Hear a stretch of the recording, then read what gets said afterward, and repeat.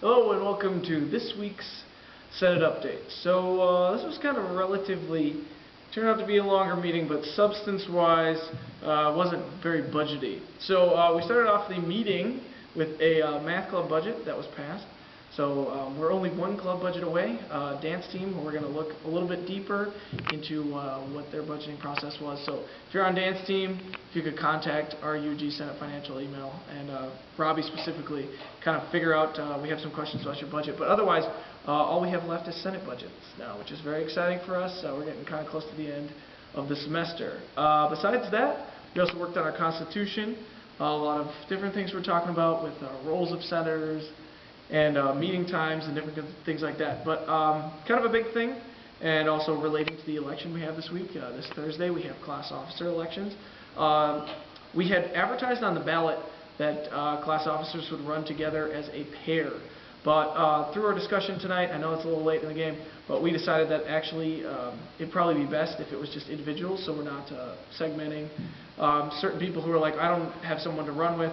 It's also causing people to be realizing that this is a real world, that you're not always going to work with your best friend, and kind of working together to get things figured out. So there's an email being sent out today asking if you're all right with that, and we're very sorry for this confusion and conflict.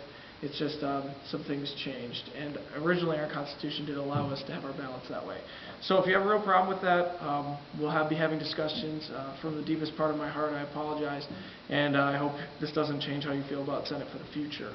Besides that, we also talked about some nominees for Club of the Year, Advisor of the Year, and we will be voting on Senator of the Year as well for next week. So there's 4 nominees for Advisor and 7 nominees for clubs. So we'll kind of keep those private to ourselves for right now, but we will have that announced on, what is it, the 12th of Student Life Award ceremony that'll be coming up. We'll have those announced. It'll be very ceremonious and very interesting. So as I noted earlier, we'll have class officer elections for next year, which will be sophomore, junior, and senior.